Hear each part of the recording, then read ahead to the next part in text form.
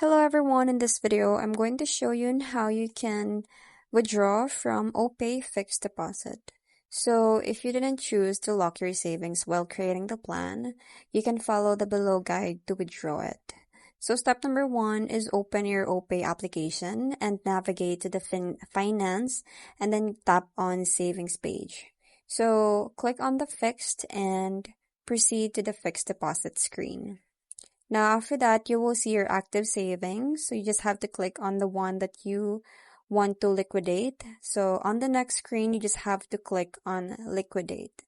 And then you will be prompted to select the reason that why you want to liquidate. And then just select emergency funds and then proceed.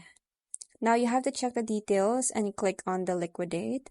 And then your fixed savings plan and your money will be credited to your Wealth account within 24 hours. So you just have to wait for it, and then that's it. I hope you find this video helpful. Thanks for watching, and I'll see you in my next one. Bye!